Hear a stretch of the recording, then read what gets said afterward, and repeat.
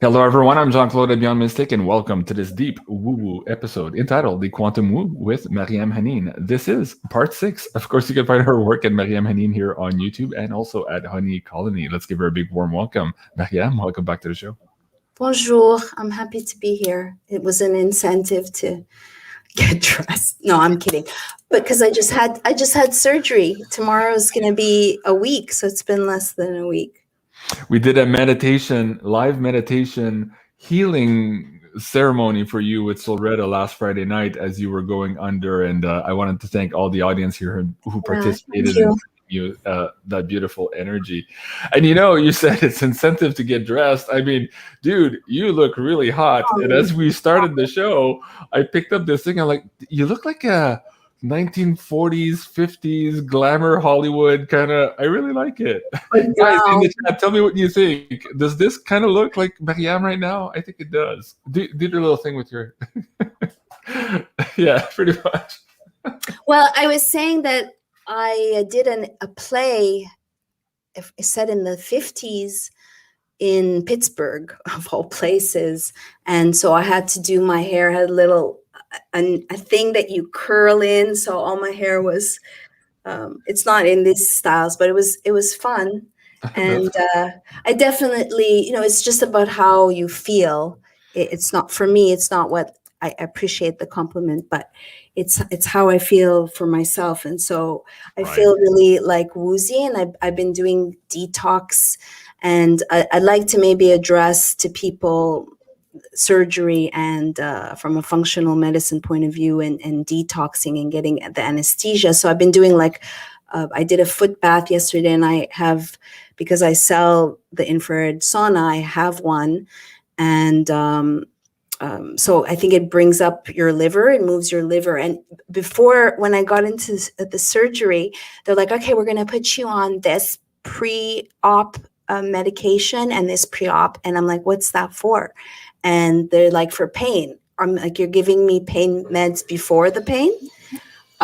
No, thanks. No.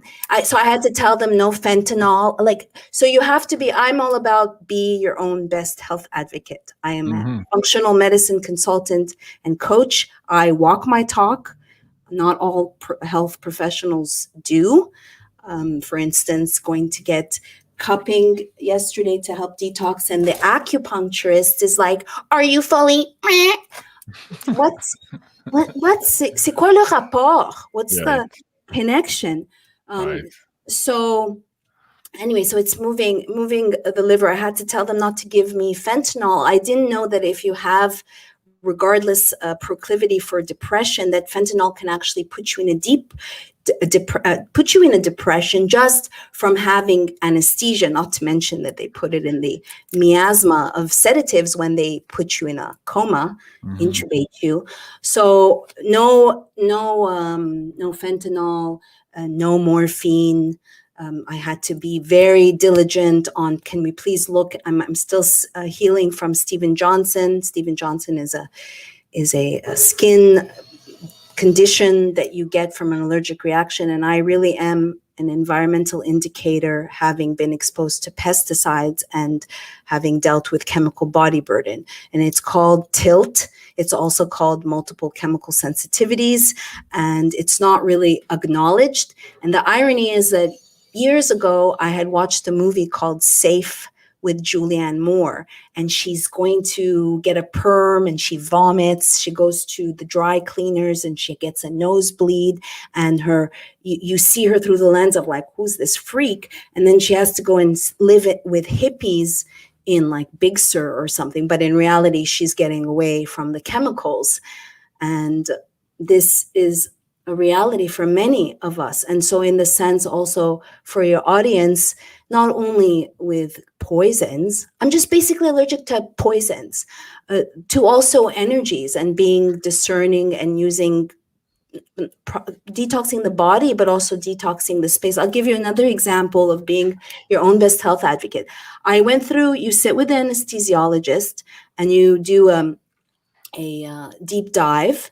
And I told him all my allergies, and then they ordered, or I initiated an MRI so that we can know what we're dealing with, and I'm not like my friend wake up and her appendix is missing. Even though the doctor told me we're not going to do a hysterectomy, I never do a laparoscopic and then do a hysterectomy. So after all of that, we decided on an MRI with a contrast and without a contrast. But I was reading the literature so that I can educate myself, and I really recommend everyone in these days to be a participant. And I saw that the contrast is either with iodine, God knows it's not a nascent iodine, or, and I'm going to mispronounce this chemical, I'm going to say gondolium. It sounds like a character in Lord of the Rings. It's a heavy metal. It's radioactive. Hello. Given all my literature, I don't really think anybody should be putting heavy metals. And it so happened, Jean-Claude, if I can tell you, that more than 2 years ago, at 11 o'clock at night, I get a call, and someone has looked at the back of my CBD. They're from Australia, and they want to buy a bottle of my CBD. And I said, I'm not a salesperson. I can't, unfortunately, send you a bottle because it's not allowed, but more so what's going on. So I started asking my questions because I'm using my investigative skills to do like basically an intake form. His wife is 38 and she happened to be Egyptian, though she was Muslim, in diapers. And she had a pain in her hip and she went in and they did an MRI and she said not to put a dye.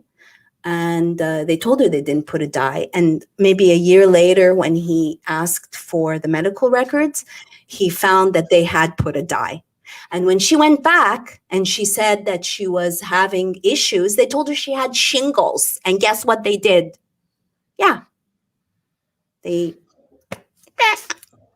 And so then she now is in diapers. And I contacted Wendy Myers, who's an expert in detox. And I told her, I found a doctor in Perth. And this man was writing letters to the doctors. And he's like, why don't any of the lawyers want to take my case? Why doesn't any one doctor want to help my wife? And I said, please trust me. It's no accident you've called me. And he was so naive. You're not going to change the system, but your wife is dying and you need to take her to do a heavy metal detox. I mean, so the irony of, then I called and I'm like, no, I'm not putting this in my veins. And if I didn't catch it, and so many they don't know, because the doctor, the person in the lab coat knows better. And so basically, at the end also in the surgery, they went over the consent form and they said, so if we need to do a transfusion, do you give us permission? And I blurted it out because I was keeping my cover. And I said, no, I don't want blood in me. And so kind of like, she said, oh, so you just want to die? And I said, yeah, I just want to die. I just looked at her straight back. Yeah, I don't want did that. Smoke come out of her ears like, I can't compute. Kind of, right? Oh my God. Yeah. Okay. So thanks for listening. I think it's important to detox. I think it's important to pray.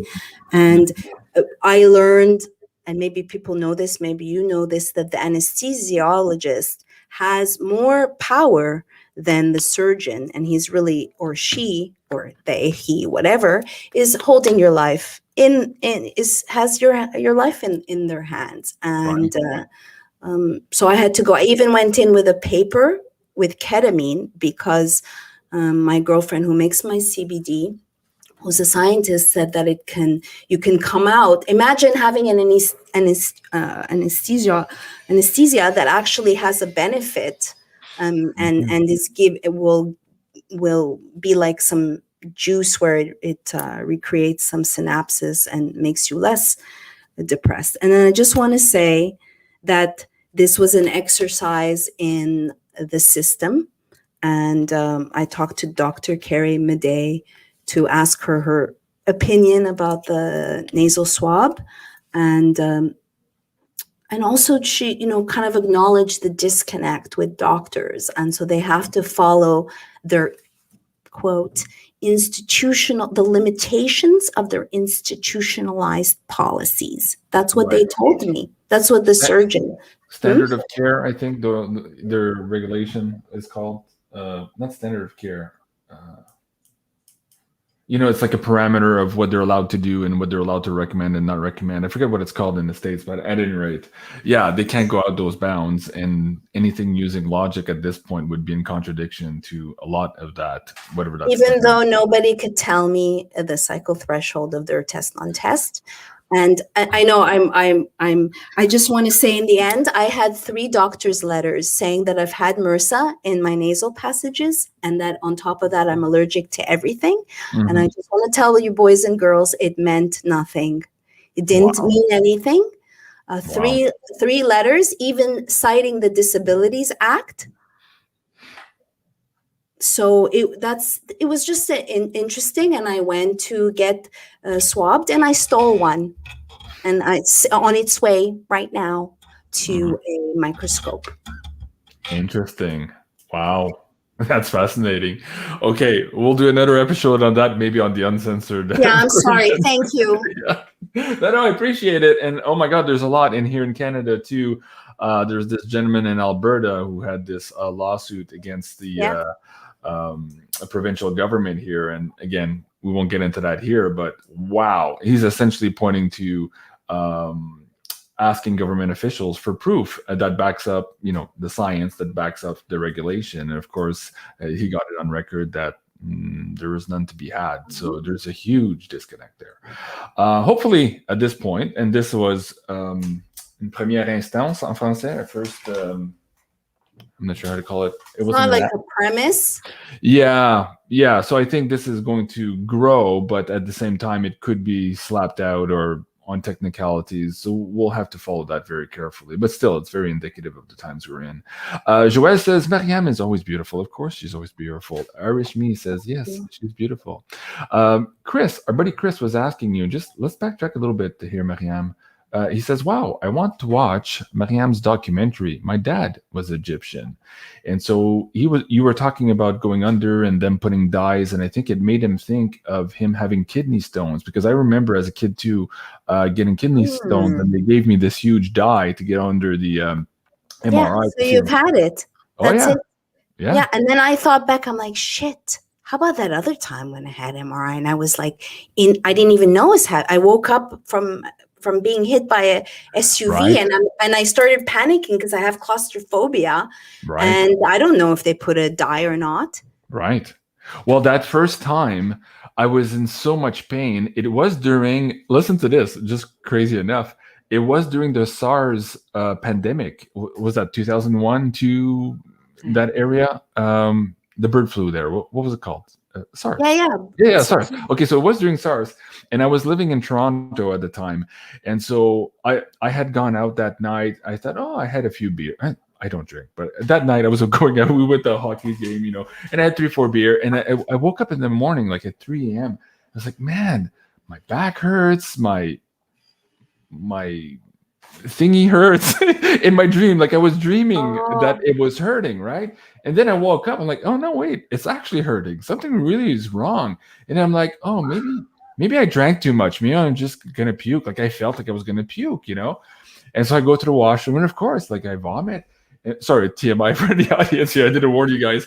But anyway, I was with my buddy at the time, and I was looking for a house in Toronto. I was working at Queen's Park at the time. And anyways, I was like, no, this isn't the 3 beer. There's something wrong here with me. There's something going on. I'm like, I'll be okay. I'll just meditate. I relax for a couple of hours, and the pain just got worse and worse and worse. And my buddy's like, dude, Jean-Claude, man, faut t'appeler l'ambulance. Like, it's not getting any better. And at this point, like every little, I'm trying to find a position where it doesn't hurt, right? One of those things. And so finally, the ambulance. He says, that's it. I'm calling the ambulance. By this time, it's like 5 or 6 a.m. Anyways.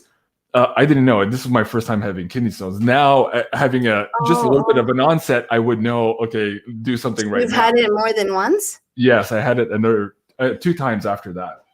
But since then, I've completely changed my diet. This was like 20 some years ago. I haven't had. But someone, sorry, someone that I think has an abundance of oxalates. My girlfriend has them now, and they're giving her something to break them up. I think that preventatively, I've not done it, but you can do a some cleanse to kind of make sure preventatively. So what, you had to pass it? What ended up? Okay, so I'll finish the story. Okay, it'll go with the subject tonight, but of the dye. So anyways, the what do you call them? These ambulanciers, the people in the ambulance. The paramedics. Paramedics. They arrive, and they take one look at me, and they tell my buddy Joe, "Yeah, dude, that guy has stones, man. We gotta get him really, really quick on morphine, but we can't do that in the ambulance. We have to bring him to the hospital." So anyways, so they get me, this was like a 3-story like high-rise little building in Toronto, so they had to go me through stairs, and I'm at this point like, wow. Right? And so like, I'm a big guy, so these are two guys, they're struggling to bring me down to get me to the ambulance. Anyways, they start driving, and I remember like I was laying down in the ambulance, and I could feel every crack in the pavement. You know what I mean? To me, it felt like a huge bump. It's like bang, bang. And I was like, oh, just kill me now. Like, it hurts so much, right? So I hear them eventually, they slow down, and they're at the ER window. And the nurse is like, "Oh, you can't come here." And the guy says, "Why? What do you mean?" He says, "Well, we just closed down emergency. Now we have too many patients because of SARS. You're going to have to redirect to this hospital over there." And I'm like, "Fuck me." Like, enough is enough. And they're like, "Are you sure?" Like, this guy's like way past, the pain threshold here. He's been at this for a while. And she says, "No, sorry, we can't take anybody else." So anyways, they drive me across Toronto to another hospital. Did they give you anything? Yeah. So it was just like, I'm in the emergency room, and at this point, like, it's the late shift, nobody cares, whatever, I don't know. And I just felt like everything was happening in slow motion. Maybe it was happening in real time, but to me, I was watching the nurse come by to come check me out, and it's like she's walking in like slow motion. I'm like, can you get any faster? I'm dying here. Anyways, she comes to give me the morphine. The doctor had said, "Oh yeah, okay, we'll give you morphine to get rid of the pain here just quickly, and then we'll do some tests. We'll figure out, what the issue is and the overall remedy could be." At any rate, by the time she got there with the morphine, I was like, "Lady, give me a gun or give me morphine, give me something, because that's it. I'm done." Like, I could the pain was so high. And the doctor, it was a female doctor. She says, "I've had babies and I've had kidney stones." And she says, "Kidney stones are worse." Like, for that acute moment, like, it's really, really bad. Anyways, and I had been toughing it, not knowing what was going on. I was thinking I could probably just weather the storm, and it just got crazy. At any rate, so after the morphine, I'm all like, okay, this is where they get me with the forms. And they're like, oh wow, what? We need to forms when you're fucking on morphine? Yes. Okay. So I'm like, I'm dazed. I'm like, okay, I haven't slept all night. I was puking. I was sick, and now I'm dazed. And so she's like, "Okay, you need to sign this form here. We're gonna do this test on you, but we have to give you this injection." And so I start reading this, and I'm like, "Have days, blah blah blah blah, and or die." Literally, it says at the bottom, like, side effects and or die. That's the last word. And I'm like, "Joe," my buddy Joe, I was like, "Is that what it says?" Like, am I super stoned, or does it say and or die? He says, "No, that's what it says." So anyways, I call my mom, and at this point, it's like 6 a.m., It's like, "Mom, I'm at the hospital. What's going on?" She's a nurse. My mom was a nurse, a career nurse. Okay. And so I explained to her the form. She says, "Oh, yeah, that's their procedure. They want to do that. Yeah, it in severe cases, you can die, but those are very..." But because of the dye? Yeah, whatever that injection was. Basically, it's like a glowing injection. I forget what it was called. Yeah, it's radio fucking active. It's for realsies. Yeah, exactly. Oh my God. So anyways, I got it, and my arm was on fire. As soon as you start pumping it in, I was like, I couldn't feel the kidneys, but I could feel the fire in my arm as they were pumping it through my arm. So I'm like, "What is this stuff?" And I'm like, "Oh my God." Jean-Claude. I know. So anyways, like half an hour later, because of the morphine and all of the dilation, I just naturally passed it. And so they gave you this little screening thing, and they had it analyzed, and whatever, a couple of months later, they told me what it was. And anyways, it looked like a little crystal, basically, is what it looked like. And of course, as it's coming down, it just rips the shred out of everything. You have to, the thing is this, if you're like, I'm allergic to that, I know I'm allergic to it, so you don't need to let me know I might die. Then what? In certain procedures, like in this procedure, okay, they weren't going to see as well, but it's okay. I mean, in your case also, the person, probably the doctor, had a 90%, 80% idea, right? So did they have to? Could you have said, I don't want that?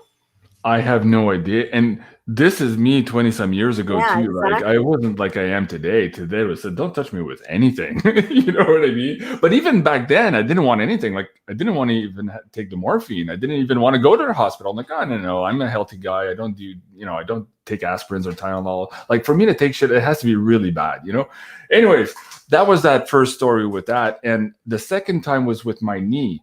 I believe maybe 3 years or 2 years after that, for the injection. This was on a skidoo trip. Again? And I had an accident and they wanted to do an MRI on my knee. And so they wanted to give me this dye for my knee again. And Well, again, now you know what diet is. I don't know. But I It's like remembered the the form same and I form. remembered saying, oh yeah, I guess this is part of the thing, not knowing better. Like I, again, wasn't awake back then. And so I got it twice. And that time, my leg wasn't burning where they were putting the dye, but my reproductive organs were. And I said to the doctor, is that normal? Like, I was like, you know what I mean? Like, it was so bad. And they're like, oh. God. And the nurse is like, doctor? You know what I mean? Just like, no, that's not supposed to happen, sir. So I'm like, oh, Jesus. Like, man, like, now looking back on it, you realize, oh my God, it's like a bumbling gang of idiots just trying stuff like haphazardly. And, I don't know. If you're allergic, because if not, I like a little bit of radioactive. I was telling my friend who's my chiro and I've known him the longest since I first came to LA. And he told me a story where there was some vets that had gotten some MRIs and they alerted the bomb squad was looking for, and it was because they were radioactive. And it's like, no, it's just me. So many things. It's just me. I went to the hospital. They treated me. Now I'm radioactive. I can't go through the airport security anymore. Like, come on. Wow. Okay. That's it. That you go in for a condition and you come out. I was not at any time for personally questioning the surgery, especially once we had the MRI and I spoke to her and people were like, just go somewhere else. Just go somewhere else. But I'm like, there's a reason she's the leading fibroid doctor in probably the nation. I mean, she eats fibroids for lunch, meaning she does surgeries. She's been doing them for 25 years. They have robotics. It's laparoscopic. I do wish I had a choice personally. Why are you putting me on a catheter? I have issues with so now it's like, it's triggered intercystitis where it's very active. And so your chances of developing infection, and also put a breathing tube, which I don't know, like, why can't they just put oxygen rather than a breathing tube? So they tell you, your throat will be sore. Right. I'm just thinking now, around 2011 or 12, I forget what it was. Or maybe it's after that. I remember my doctor at the time, I've since fired that doctor and moved to another doctor. But at any rate, they were trying to give me something. And by this time, 2011, 12, whatever, I'm more awake than I was in 2001, of course. Not to the extent I am today, but still, I had more, I guess, wherewithal to think twice about what they were saying or what they were proposing. And I remember saying, no, I don't need that. I don't want that. I forget what it was now. And she got so insulted. And she's just like, I'm going to write down on the form, patient has refused. Like, there's a code for the problem patients. I forget it now. I've written about it. But as she said that, my first reaction was I kind of was afraid. Oh, Right. maybe I'm a bad person. The doctor, Oh. she has authority. She says I refuse. Oh, maybe this is going to hurt my insurance later on. Or maybe, you know what I mean? I started thinking that way for half a second. And then I realized that bitch is shaking me down. I'm like, I'm not going to give her the satisfaction. So I'm like, yes, I do refuse. Write that in bold Good. and underscore the damn thing, you know? Oh, fuck. Anyway, it's just like, and then of course I started, oh yeah, it was one of the kids. Somebody was sick too. I forget. One of the twins, I think, was sick at that time. But I just realized how much pressure they have over you. And like that guilt trip. Oh, it's refusing. What And do you like, think's happening right now with their campaign? oh, now it's even worse. Right? Yeah, I didn't want to get into that. But no, Yeah. seriously though, I'm not making a pretend argument to talk about that thing to talk about. No. I'm actually talking about in 2011 or 12. And I could just imagine now being in a doctor's office and having this conversation. Well, first of all, we wouldn't get that far this time around. But anyways. Wow. I remember also I had I don't remember if it was a colonoscopy, but something that they gave me the anesthesia, and it was local. So the signifier that you could be released, because it's all about filling the beds, is when you go pee. So I had this this nurse said, you have to pee? And I'm like, no, I don't have to pee. She took me, and I'm like, couldn't feel anything. Then an hour later, she said, you have to pee. If you don't pee, I'm going to readmit you into the emergency, into the ER. Okay, that's a really good way you're going to make me pee, lady. And then my friend who was there was uncomfortable and wanted to leave. And I said, please, Bruce, actually the friend who directed me in the Ark of the Covenant documentary, I said, please, Bruce, don't leave. They're trying to bully me. And also, if you do these procedures, what happened is that, if I can show, I'm going to show you some scars. So if you're... Okay, hold on a second here, because Starlight on the screen is saying, yeah, doctors have a very high rate of substance abuse. Well, just look at my face. There's a reason I changed doctors.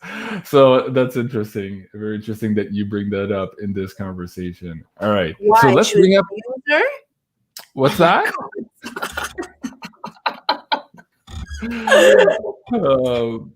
But I was just saying, fill your tummy with carbon dioxide to enlarge the tummy. So maybe there's people who are, it was a lot. You see? Oh, wait a second. Let me bring you on the screen. Hold on. I was going to do the meditation first, but okay. Oh. Wait, let me bring you a little bit closer so they can see you. There you go. Can you see it? No. Is it too low? Where is it? Oh, yes. Okay. So that's it. My tummy was like, oh my God, 6 times. It was so big and swollen because they've put carbon dioxide in you to fill up the tummy so that they can go under. I had that once. I was like, what? 8 or 9 years old. I had these linear ulcers. So it's like micro cracks, ulcers, and to do an examination or a test in my not colon but intestines. Okay. Maybe colon too at the time. I forget. I was really young, and they were like, "Why does this kid have ulcers?" Like, yeah. You know what I mean? At any rate, they did that thing where I was like a huge balloon. Oh my God, that hurts so much. Oh, that was so bad. Because it makes I was very distended, and it's so extended that you're like, am I causing damage to my bladder, or like everything is so so that's why I was also doing the detox. I was doing castor oil packs, and I was walking. I looked. There's feedback. I'm trying to warn the kids to get off the internet because I have very low connectivity right now. I don't know if it's a storm or the kids are downstairs. So I just typed to them to get off the internet for a moment here to see if it gets a little bit better. But yeah, I have a very poor connection right now. Can you guys still hear us? Okay, give us a 5 by 5. Mariam is coming in clearly. Earlier you were foggy. Right now you look good. And I can hear you okay. Guys, give me a 5 by 5. The chat seems to be frozen there for a second. Oh, yeah? Yeah. Okay, 5 by 5. Okay, we're back. Okay, good. Okay, so yeah, keep going. So you had this bubbling effect too, and now how long did that last after for you? It's still lasting. My tummy is still, Yeah, but 3 days. I think doing compresses with castor. What can I do for this feedback? I don't have any here. Okay, so I'll lower my. Maybe your speaker volume just a tad. 1 sec. Mm-hmm. Okay. Oops. Oh la la. While you do that, Mariam, I'll invite the audience here to go check out our last episode with Solreda from Friday night, where we did this healing meditation live for Mariam. So let me bring that down. If you haven't seen that episode, go check that out. That was really cool. See, now I have a now it's worse. It's worse? What? Something I did? No? Okay, now it sounds good. Check one, Now two. you're blurry. Now you're blurry. I have a really bad connection for some reason. Man. Let's keep going, Mariam. Let's try to just keep going. You know, the place that you go under anesthesia and I was, when I was going into sleep yesterday, my modeled broken up sleep, that I was wondering, can you access that, and just the thought of yourself on a gurney naked. I was gonna wear nipple pasties with the tassels. You know, you gotta have a sense of humor. I went to see a burlesque show with Zach, and we both are dancers, and we were dancing, and it was all a burlesque. It was a pole show, and then a woman came and she had these pasties, an older woman, and I'm like, this whole thing fits my entire boob, and it was a pasty with a hole where the nipple goes through. So it was the perfect pasty. Anyway, I didn't wear the pasties. Well, what's the point of the pasty? I'll make them laugh. But what's the point of the pasty if the nipple is going through? I thought it was meant to cover the nipple. Well, when you're all nipples, it's a great little pasty. It's true. They're perfect. Oh my god! It's like a big sticker with a hole, and you just stick the nipple. Anyway, I thought maybe that will make sure that they don't do anything. Going on the theme of your glamour 1940s look tonight, I was looking for a good burlesque picture that resembled what you're talking about, but I can't find one there. No, you can't. That's definitely modern. A modern. Retakes. I would like to say that there's all kinds of people doing pole today. It's very inclusive and unsexy. AF. Oh no, that's a whole other story. Yeah. Wow. Because I will probably offend a lot of people. It wasn't that what happened last week? There was a transgender who did he get disqualified from the women's lifting team or something like that? I saw something in the news the other day. I'm like, it doesn't make any sense to me. It just doesn't make any sense to me. We're not allowed to take any performance drugs, but yet we have men competing with women. Like how does that? I'm also a fattest, as someone who was overweight, made fun of. Yeah. I'm not even, compared to what was on the pole. Wow. No shame, no shaming, no shaving. Who cares about cellulite? C'était dégueulasse. But very funny. Okay. All right. Hey, let me take this opportunity to read 2 letters that I got in the mail today. So the first one is from Walt, and Walt sent me this really cool. What's it called? Let me see here.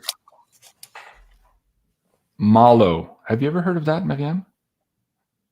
Malo? No. How is it spelled? Is it cream? What is that? Yeah, it's a cream. MALLOW. Okay. And okay, Mary says, yeah, nothing makes sense. No, nothing makes sense. Okay, so let me read this. Maybe it's in here. And so first of all, thank you so much, Walt. And he says, I wanted to send you a small token of thanks. That's nice. More than a few clever words online to thank you for your light and good you give to the world and my life. Thank you so much, Walt. I appreciate that. I'm grateful for the sharing of your passion with us all. Okay. All the best to you and yours. And then he says, Helen's Malo Salve. Salve? Salve? A salve, a salve. A salve, aka commonly, it's a cheese weed. Okay. So it's kind of like it's a topical What, cream. you lost me there. Cheese weed? Cheese. Well, okay. I'm just reading what it says here. Hold on a second. AKA common malo cheese weed. Close relative to okra. All parts are edible. At any rate, it's for like scrapes, rashes. Family story. Not long after his birth, the first child developed a diaper rash from hell. Red raw bottom, blah, blah, blah. Okay. Yeah, so it's like sorry. Scrape skin. It's used many times. Sorry, Walt. I've never heard of this before. This is fascinating. Well, there's a lot to read. There's a lot to read here. I don't want to waste all of your guys' time. What's the ingredients? Is there like lavender? I don't know. Long used by the Native Americans and herbalists for all sorts of skin irritation, bug bites, and small cuts. Okay. Please jump online to find out much more information. There's no ingredients? Yes. Ingredients: petroleum jelly, fresh malo, aerials. Sorry, that's when I throw it in the trash. I apologize. Oh, no. Why? Because of the petroleum? Yeah, you can see my articles on petroleum. Sorry, Malo, but I'm a food Nazi and I have a health and wellness site and sell products, and I definitely don't put petroleum on me. Well, sorry. No, I understand. I'm just trying to read here. Why petroleum jelly when a more natural base could be had? Because the more natural bases are more volatile to time and temperature. Okay. Well, here they're explaining why they're using the it's a preservant. No wonder there's Vaseline. Yeah. I specifically read an article about the ill effects of putting petroleum jelly on your. So this person probably really doesn't like me, but it's also cheaper because if not, you have to put a preserve. You have to. It has an expiry date because it's alive. Unless you put some type of and I make a skin. It's not a salve, and people do swear by their petroleum jelly. Walt, if you're watching the show, thank you so much for the gift. Sorry, I'm so sorry. No, but no, thank you. Every thought counts. I really appreciate it, and just the letter itself is more than enough for me. I'm really happy. Thank you so much. I appreciate that. Okay, the next one is from. I'm sorry. I love people who write me handwritten letters. Nobody does that anymore. I know. I do that. I still write letters. Yeah, me too. I like it. So, salut Jean-Claude, ça va bien? Just wanted to say thank you so much for working so hard to keep your videos available to us. I'm very grateful for you and your guests. Hope this little donation will help. Please let me know. You got it. I'd like to send cash. Because I can't be bothered with the techno stuff. Thanks again, Carly. Well, thank you so much, Carly. And of course, there's a little bit of cash. Oh, that's nice. Thank you so much. I appreciate that. And I have to say also a big thank you to the person who sent me this jade little bear. Polar bear? Yeah. This happened a couple of months ago. And my dog ate the packaging, and there was also in there a handwritten letter. So I don't have that anymore. Sarah threw it out thinking it was junk. Oh, and I thought the dog ate. I'm like, who sent me this thing? And so anyways, on Patreon, I think somebody told me, hey, I was the guy. Did you ever get it? So yes, I got it. And thank you. But now, of course, my Patreon is gone, so I can't reach out to you. So if you're in the chat, let me know. But thank you so much. It's on my desk. It's been on my desk ever since. And I love doing the videos and having this beautiful jade. I think it's from a mine.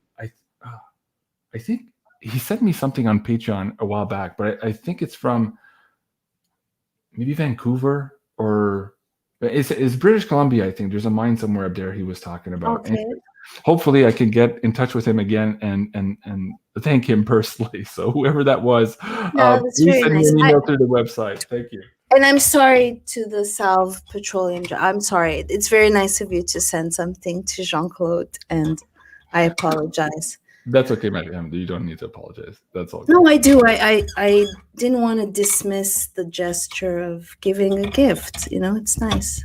Right. It's a poisonous gift, but it's okay. Oh my God. Well, I have some other notes.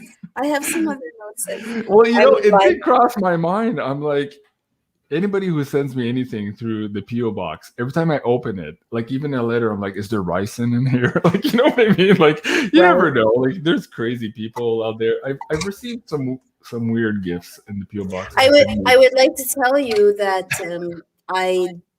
on one of the shows that I worked on a long time ago, I was doing it was stalking, and it was in LA, and I was exploring the stalking laws and basically a detail that would do security, and all the fan mail from the stars, from Brad Pitt to Jennifer Aniston, and the weird stuff that they got in the mail, super creepy stuff. So yeah, it happens. Yeah, you know, blood, art, and creepy stuff.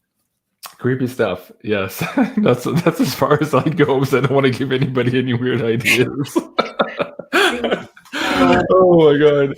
Alrighty. Hey, I would like to also say that if anyone, and I know a few that are reticent to go to their doctor, or maybe can't, that one of the things that Dr. Carrie Madej, and I'm sure by now you've heard of Dr. Carrie Madej. I'm honored to be colleagues with her, that she said it's better maybe to get surgery now because we don't know where we're heading. Mm-hmm. And in places like France, that you can't get surgical unless. So just to keep that in mind. And then again, I went through preparing yourself mentally if you go under, and we just touched upon where is it that you do go during that. It's a fascinating. It's fascinating because you could, what they do to you, does it have an impact on you? You're there naked on a gurney, and it is is a trauma. With pasties. If yeah, with or not. Holes in the middle. I don't understand. Didn't have pasties. With I don't understand why there's holes in the middles of the pasties, but yeah, I don't get it. Speaking of France, what's happening in France? It's a little segue here, of course. I'll tell you. Okay. Usually you are to cover the nipple because you have a boob. If you don't have a boobie, then you want to cover the boobie and feature the nipple. Does that make sense? Oh, now I get it. Okay. Oh my God! I have 10 things I would say in rebuttal to that, but it probably wouldn't be appropriate for this show. Oh my God! Everybody's laughing. Okay, so going back to France, yes, there's some weird things happening in France and weird posters coming up everywhere, and apparently there's a few lawsuits because of the one on the right here. But man, yeah, absolutely crazy. And in terms of chaos. Fais-toi vacciner. On peut le dire en français? Oui, c'est ça, exactement. Ouais. C'est ce qu'on nous dit là-bas, effectivement. Man, speaking of chaos, Cliff High is coming on the show on Saturday, and he's looking at some of his latest predictive linguistic models. And I won't say so many things that are on the screen there, but very fascinating times just around the corner now. Big changes coming up. So I think right now, what I could say to that is don't fear, but be prepared. And also Cliff's recommendation from the show we did 2 weeks ago was don't react. If you're being pushed to react and to react quickly, just stand back and delay and really pay attention to what it is that's happening around you. And then look at all those facts and then decide what is best for you and your family. But don't be pushed to react. Which is a tip you should do with everything. You know, if someone offers you something, I always say, I think about it. Never just say yes. Right. Think about it, even to not come across as desperate, just to meditate. May you ask Cliff to follow me on Twitter? Sure. Sure, I'll ask him. I think he's retweeted your stuff before before I copied. Oh, I don't know what I'm tweeting lately, but so if anyone is, to say to detox, and also, you know, I don't know if you know this, Jean-Claude, but I had gone after my near-death experience. I went to the Psychic School of California. That was in Santa Monica, to learn how to ground. We learned how to put down roses and visualize. And maybe I've said this to you before, that, you know, they say, the hippies, like, oh, we're all one. But do you, as an empath, want to be all one? And the truth is, for me personally, as a very sensitive, I can't handle a lot of energies, even coming in this house. I don't like crowds. And none of this made sense until someone's like, are you an empath? And then it all was like, oh yeah, I can't, like, from child, when I'd go to Swans, for instance, I would go and find the stage. I would go and find, I also like dancing in front of people, and I go dance, but I would need to be above. Or if I'm in a crowd, like at a ecstatic dance, always have to be in the perimeter, in the periphery. And in fact, when I was in Costa Rica and I was going to ecstatic dances, I would see how my dancing would change if I was influenced by myself. And then when I went into the middle of the vortex, and then I kind of like, because there's a chameleon part where I just kind of feel the energy and just adopt it. So, you know, maybe sometimes people don't acknowledge that they're sensitive or respect it, or certainly others don't respect it because it sounds very woo, but doing things to like cleanse and ground. And that's why I really like, I'm having such a hard time in the city, because there's so much on top of energy, plus the Wi-Fi, plus the vibe. And so that's epigenetics. Right. And you have to do things to protect you, whether it's praying or calling in your guides. Yeah. There's a few, there's 2 or 3 comments went by that people thought we were just a little bit too boring for them tonight, and they were leaving the show. That's okay. Have a good night, guys. We're just having a cool conversation. And it doesn't always have to be highly charged. And I think there's a lot of value just sharing and being in community. And I absolutely love it when Mariam is here. And yeah, so. Yeah, and I try to bring guests, but I was getting ready for surgery, and I'm also, even though I'm in the future, like I'm also like, until the surgery happened and I woke up and I'm like, okay, I'm alive. Right. Then, you know, so I'll plan, you know, hopefully bring someone else cool. There's no shortage. No, there's a lot of people, but it takes time. And so some of those people are like, hey, I want to be entertained. Like, okay, sure. Go watch Netflix. I can entertain you. I can give you some jokes. I can do voices. I can do impressions. You want me to do Marge from The Simpsons? Right. Jim Montgomery, thank you so much for the tip and the tip jar. Thank you, Jim. The question might be too difficult to answer here, given all of the crazy censorship going on. But what I'll do, Jim, I'll send that question to Mariam, and I'll try to get her to send that back to you, or through me, through email. I have your email, Jim, so we'll answer that. Well, Jim, we communicate. You do? Okay. Well, Jim. Yeah.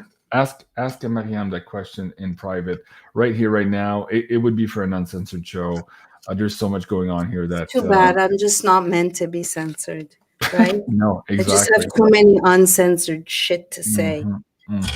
Yeah. What's like the expression? Putting mettre une bride sur un cheval. What's that expression? Something to the effect that you don't put a harness on a wild horse, or words to that effect. Anyways, that's kind of like you. Like, you don't censor Mariam Henein, but these are the world's. That's why I can't go out with answers. I went out with I've done this where I go out with a batch of the same sign. I was like, oh my God, I just went out with 4 cancers in a row. Ixnay on the cancers. You want to suffocate me. And then I went out with 3 Leos. Then I moved to Aquarius. It's really weird. You're dating the zodiac. All right, Mariam. I can see that my internet connection is still very slow. Okay. Is there anything else? I know you took notes before we start the show. Is there anything highlights? No, I've covered the notes. If I can just say to the audience, if anyone does follow me, that yeah, I'm going to be resuming my documentary on George Floyd and continuing my investigations. They filed a motion to release the names of the jurors less than 6 months. And just to tell you that, you know, everybody thinks the car that was being driven belonged to George Floyd, but it didn't. It belonged to Sylvia Jackson, even though the cabal has scrubbed her name off of the narrative. And she told me the other day that she lent them the car, even though the story is they all kind of met coincidentally, and that he was supposed to get charcoal and gasoline fluid for their barbecue. But he left with a pack of cigarettes he doesn't smoke and a banana. So yeah, and tomorrow I'm speaking to a former detective that has all this experience with the Mexican cartels, because I'm now at my chapter looking at the counterfeit bills and the counterfeit pills that nobody talks about. And he will be telling me about the Sinaloa cartel, which is one of the most powerful. So I'm going to do like a crash course to understand the quarters, lots of movement between California via Texas to Minneapolis.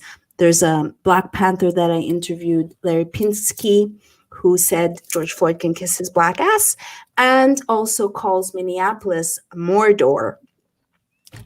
Wow, that's fascinating. Lots of exciting things in my book. I'm on page 300. Anyone that would like to support me, I am still battling Amazon that owes us $5,000. And now I'm personally banned again, Jean-Claude. I'm personally banned from Amazon.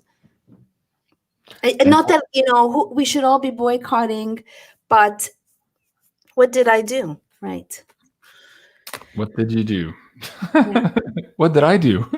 I've been having some issues lately as well. Folks, if you want to support Mariam and you want to learn more about this crazy, multi-layered PSYOP examined, check out this trilogy that we've produced on the pay-per-view website, beyondmystic.net/pay-per-view. You can have access to the whole library there and pick and choose as you go. But this is the link here to the trilogy. So the 3 videos that Mariam and I produced, 100% of these proceeds here go to Mariam and to help her produce the book that she's writing on the subject. So if you want to support her that way, that is one way that you can still support her directly. And of course, you can find her work at Mariam Henein here on YouTube. And right now, Mariam, as you start working again, now that you're healing, are you going to be posting more on Twitter or on Telegram? Where can people see most of your daily? I've been on Twitter. I've been on Twitter a lot. Just want to say thank you to the audience, all the well wishes. And health is the most important thing. Gratitude, being kind to one another. You know that YouTube just took 900 people. I was almost at 4,000. And now they knocked me down. And then for Twitter, I have a video that shows them going from 18.9 to 19. So they won't allow me to go more than that number because I was at 26 and they knocked me down. And someone will be, who cares? It's like, it's hard enough with all the clutter. Like, just give me a fair effing chance. I'm sorry that and can't control me. So yeah. Anyway, so okay, love you, Jean-Claude, and love you too. The audience. I was gonna say love you too. What's the name of that girl in Divergent, the Divergent series? We are all Divergents. Yeah. What's it? What was it? I forget her real name. Anyway, somebody in the chat can tell us. But yeah, You're getting a lot of love in the chats. I love that. All right. Thank you so Thank much, you. everyone. And thank you so much, Mariam, for being here. And Thank again, you. folks, please send your healing energies to Mariam. She's almost 100% back on track, but still needs some I have energy. another week. No, I have another week. I can't do any exercise or lift, just walking. Actually, I kid that I got more exercise than people who haven't had surgery. Like, they go up the hill and I have to get walking. Please, everybody, exercise. Take care of yourself. Oh my God! Someone said Mariam is my spirit animal. It's so cute. It's hilarious. Well, I tell people I identify as a cat, and my pronouns are meow meow. I usually say pineapple. It's safe. Everybody likes pineapple. So anyways. All right, folks. That was episode 6 of the Quantum Move with Mariam Henein. Please do go and subscribe to Mariam Henein on YouTube. And remember to like, share, and subscribe here on my third backup channel on YouTube. All right, folks. Have a good evening, and we'll see you tomorrow. Take care. Au revoir. Bye. Bye.